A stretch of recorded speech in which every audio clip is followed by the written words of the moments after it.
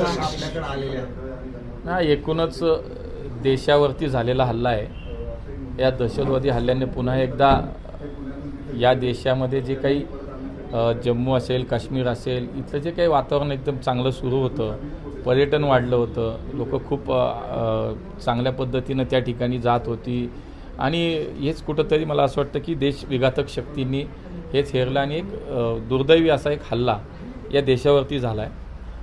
पुण्यातील 2 कुटुंब त्या ठिकाणी फिरायला गेली होती। त्याच्यामध्ये एक संतोष जगदाळे आणि कौस्तुभ गणबोटे म्हणून हे दोघेही त्या हल्ल्यामध्ये जखमी झालेले आहेत। त्यांच्यासोबत त्या दोघांच्याही सोबत त्यांच्या पत्नी होत्या आणि एक जगदाळेंची मुलगी होती। त्या तिघी ज्या आहेत त्या सुरक्षित आहेत। मी सातत्यानं त्यांच्या मुलीशी संपर्कात सुद्धा आहे आणि आता त्या दोघांवरती उपचार सुरू आहेत असं सांगितलं जातं आहे। तर ते नेमकं कुठे त्यांना शिफ्ट केलं आहे, ते आत्ता त्यांची स्थिती काय ही थोडीशी माहिती आपल्याला मिळेल।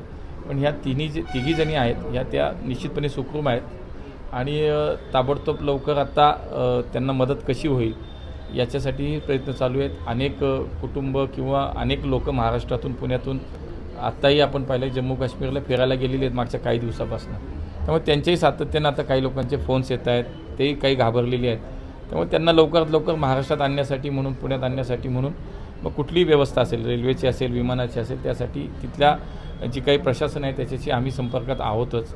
मला असं वाटतं की इतका मोठा हल्ला हा बऱ्याच वर्षानंतर आपण पाहतो आहे। देशाच्या एकात्मतेवरती, देशाच्या, मला असं वाटतं की या सगळ्या याच्यावरती जो हल्ला आहे निश्चितपणे अत्यंत गंभीर स्वरूपाची दखल माननीय पंतप्रधानांनी घेतली आहे। गृहमंत्री त्या ठिकाणी आता पोहोचले सुद्धा असतील आणि मला असं वाटतं की प्रशासन राष्ट्रीय स्तरावरती आता ही सगळी यंत्रणा निश्चितपणे कामाला तर महाराष्ट्रातून तिकडे जाणारे पर्यटक किंवा तिथून जाणारी वाहतूक आहे ती थांबवली जाणार आहे का? खास करून हवाई उड्डाण जे आहे तिकडे जाणार नाही। आता हा मी मागणं तसं देशावरचा हल्ला आहे, त्यामुळे देशातल्या सगळ्या व्यवस्था आता कामाला लागल्या। मग ती कुठलीही असू देत, मग ती दळणवळणाची असू देत, ती सुरक्षेची असू देत, तिथल्या लोकांना काही बाकी इतर सुविधा देण्याची असू। त्यामुळे सगळ्या व्यवस्था आता कामाला लागलेल्या आहेत। युद्धपातळीवरती सगळेजण काम करतात। दुसरं म्हणजे जो हल्ला झालेला आहे, ज्यावेळेस त्या दहशतवाद्यांनी तिथं त्या नागरिकांना टार्गेट केलं, त्यांना गुडघ्यावर बसवलं आणि तिथं त्यांनी एवढं सुद्धा म्हटलं की तुम्ही मोदींचा गुणगान गाताय, तुम्ही त्यांना डोक्यावर बसवलेला आहे।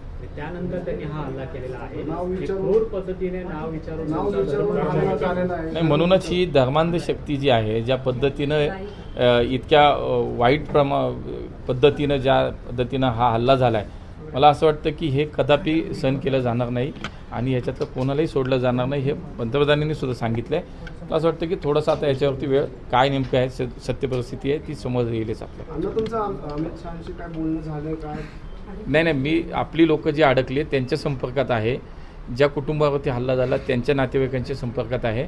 शेवटी देशाची व्यवस्था ही त्या स्तरावरती चालू आहे। माझी काही व्यक्तिगत काही बोलणं नाही, पण मला गृहमंत्री तिथे पोहोचलेलं आपण सगळ्यांनी पाहिलं आहे।